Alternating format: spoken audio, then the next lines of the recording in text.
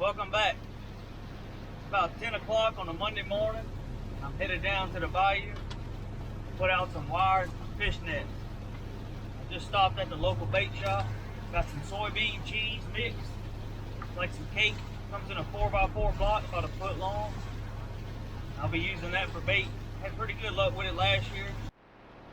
Well, it looks like this rain's starting to slack off a little bit. See blue skies up ahead where we're headed to the boat launch. Getting kind of close. It looks like we're going to hit just right. Hopefully by the time we launch the boat, the water will start getting muddy, some of the runoff. Let's go ahead and put our wire traps out, let them be soaking. Y'all hang around, see what we catch. This is that block of soybean and cheese mix.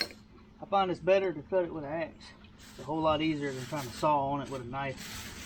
I guess a saw would work too, but it kind of gets gummed up. I'll come about, I guess about 2 inches, depending on how long I'm gonna let it sit. I'm letting these sit for a day or two. I'm just gonna come about 2 inches. Good little chunk.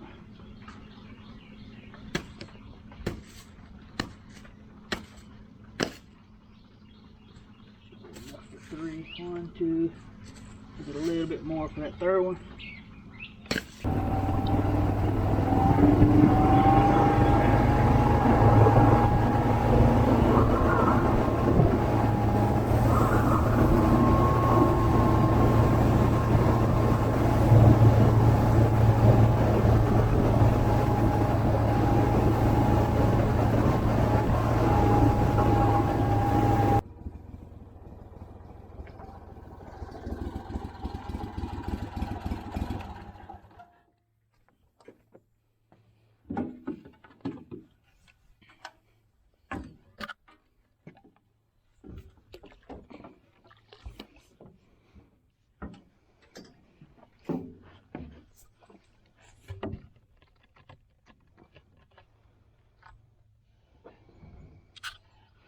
Looks like a good spot right here.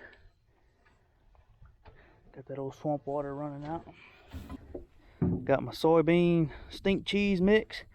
This is a good little trick to show y'all. This is some old crawfish bags. When you buy your sack of crawfish, it comes with a mesh bag and it's free 99, and it'll last 2 or 3 seasons fishing out in, you know, spring and summertime. Just rig it up with some nylon string. I like tarred nylon myself. Look, this is what you call recycling. That's an old trout line. They got cut with the high water. We don't waste nothing down here in Louisiana.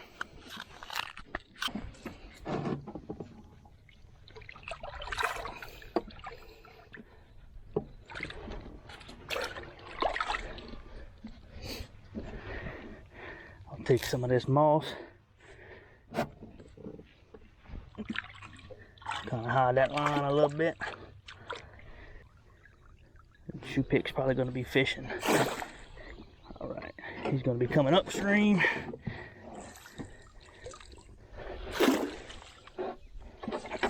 Also, another little trick you need to know about is this floater. You want to have your fluke running up and down to catch fish. If you're fishing for turtles, you want your fluke side to side. So in order to keep that thing from rolling in the current or boats passing or whatnot, you put your little piece of floater, like I like to use an old crab pot.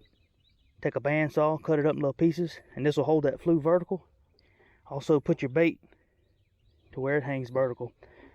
Enough past the end of your last fluke, that way that once the fish sees it, he'll want to come on in. Once he comes on in, that's it. He's committed. All right, let's go to the next one. This looks like a good spot. Up under this cypress tree. All right, we'll use this one. Now this one here actually has a bait bag you would find in the store.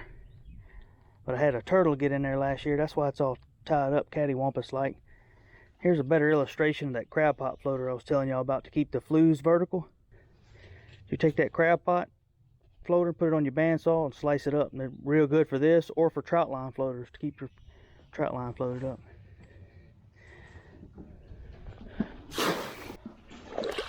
Alrighty.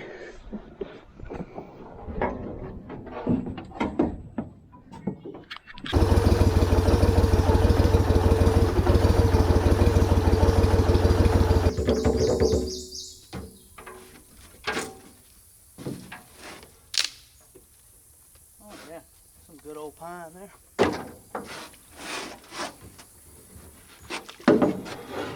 Try to put this net more in the middle of that channel with all that water coming out. Take advantage of that. Right in the middle. Alright. Let's fish. Let them soak about 24 hours. Come back tomorrow and check them out. With that water dropping, I know I got a few of them that I'm going to have to add some line to get them a little deeper out, or they're going to be sticking out the water. Good morning. It's Tuesday morning. I'm headed back down to the bayou to go run those wire nets we set out yesterday. I got 3 of them. They've been sitting all night with soybean cake and cheese mix. I'm going to go pull them up and see what we caught. See y'all on the water. Alright, we're back over here on the bayou. We're going to run these wire nets. Oh yeah, that water's definitely dropping. I don't see too much happening. Bunch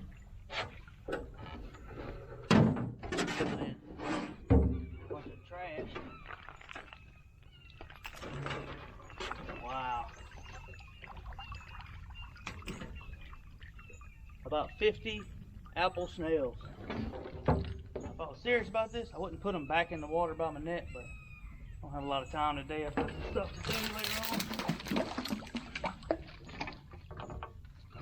on. Bait's still good. You usually get 2 to 3 days easy. Sometimes 4 or 5 days if it's not a lot of strong current. The current's kind of slowed down some. I guess the spillway's getting full, so the swamp's slowing down on draining, so we're gonna let it eat. I'm gonna add some string to that so I can get it further out. May aim for those lilies over there. Got some cover for the for like bait fish and stuff to hang around.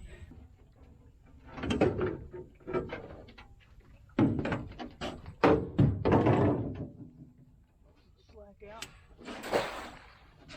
Oh yeah. We'll put it on the down current side of that little lily patch in hopes of your bigger fish, your Choupique, staging up behind it and stuff coming down, and they'll strike on the downriver side, I find. So if they're hanging around, maybe they'll go up in there for cover or go up in there looking for bait fish. So we'll see what happens. That's these apple snails I caught in that net. This is a smaller one. Sometimes they'll get big as a baseball. Nasty looking little creature.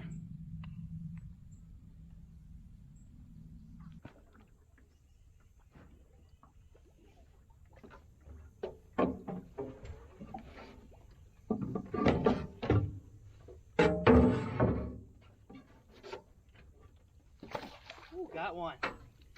Oh yeah. Got 2 of them. 2 Choupique. Not very big, but they'll eat. The trick about Choupique is you got to keep them alive. And I think I'm going to have to use that old ice chest to keep them alive. Put some water in there. Oh, okay. That bird's happy for me. Alright, got my ice chest down here with some fresh water. And you got to keep these Choupique fresh. If not, as soon as they die, the meat starts getting mushy and you can't hardly fillet it, you can't hardly cook it, it just falls apart. I'm gonna walk y'all through that, but the first step is keep them alive until you fillet them. Don't put them on ice.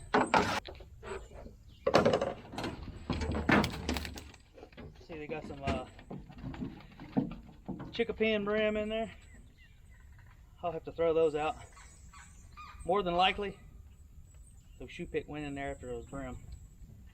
I can't keep them. It's against the law to keep the brim. They're considered a sport fish.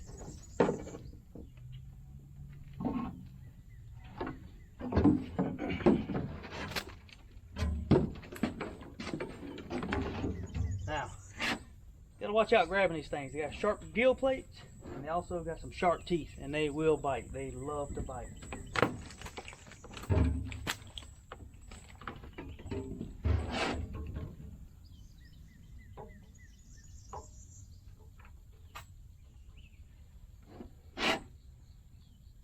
One Choupique. I don't know if you can see those teeth. Oh yeah. He's posing for y'all. Another one there. Good eating size. They're not monsters, but good eating size. And the brim, gotta go.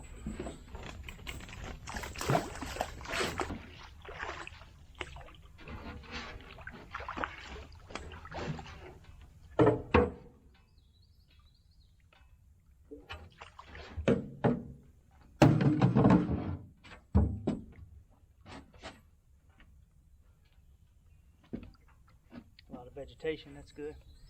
Got a lot of cover. They like to feed in that cover.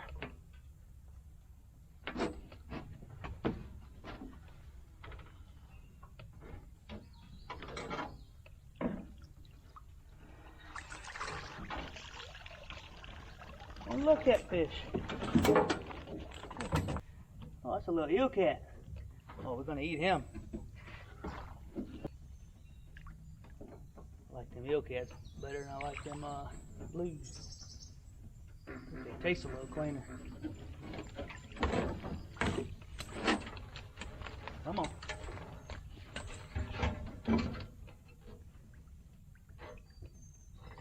Oh yeah. Call them eel cats, the ones with the specks on them. I don't know if you can see that. Some people call them channels. They got 15 different names, but where I'm from, we call them eel cats. And they have a little more bull head looking, a little more rounder head. All right, y'all. So we got the Choupique and the Bowfin back to the house. Kept them alive in an ice chest with some fresh water out of the bayou. You want to keep them alive all the way up till right about the time you're going to fillet them. Now this is a lot easier with an electric fillet knife. I don't have one here, so I'm going to do my best with a regular fillet knife. Show you how I cut them up.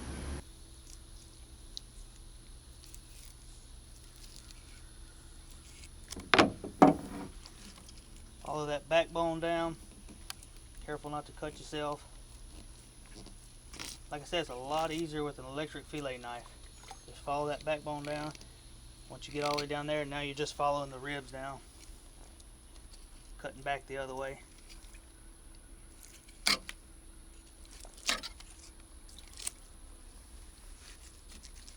And once you get your fillet off, you're going to have a fillet on each side. I usually start here in the middle. And one of the tricks is don't go all the way down to the scales. There's some red meat along those scales, so if you kind of leave a little bit,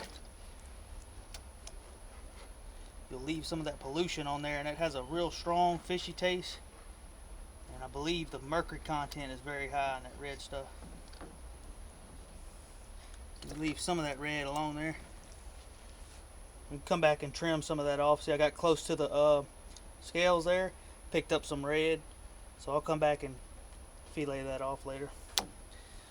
The next step is the most important step. I've got a bowl of ice water. You want to take this ice water, I usually do about a gallon. As much ice as you can put in there, and then about a half a cup of vinegar. Just white vinegar. Apple cider vinegar will work too, if that's all you got, but it's more expensive. Put about a half a cup.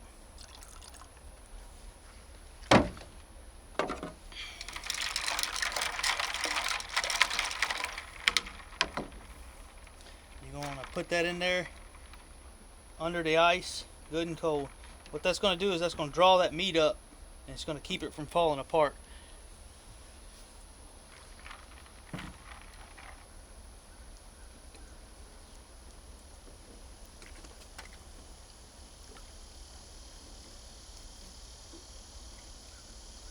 little close there.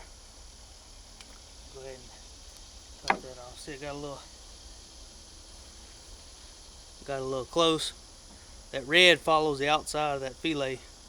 So if you come up a good 1/8 of an inch, 1/16 of an inch, you'll leave a lot of that red on the scale side.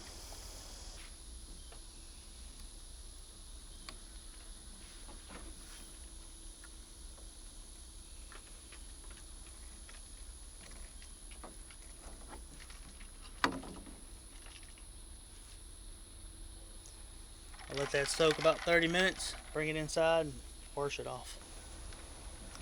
I want to show you how that meat draws up. If you remember the color of that meat, that vinegar, see how it draws up, gets kind of white? It's a lot firmer. Very, very firm now. Let that soak about 30 minutes and then you'll be ready to cook it. Or you could, this vinegar will preserve it up to, I would say 10 to 12 hours max. Easy 4 to 5 hours. Allow you to clean your boat, get your catfish skinned, whatever duties you got to do. But easily 4 or 5 hours. I like to let it soak about 30-45 minutes and eat it as fresh as I can. Alright guys, there you have it. Hopefully after today, now you know how to catch and skin and preserve your Choupique meat. They're really good to eat. If you get a chance, or if you catch one on accident while you're bass fishing, don't be scared to get a bucket of water, good fresh water. Don't put it on ice.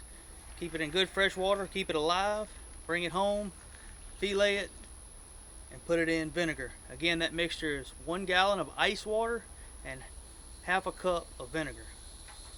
And like I said, it'll preserve it 4 to 5 hours easy, maybe 10 to 12 hours in the refrigerator with the ice water.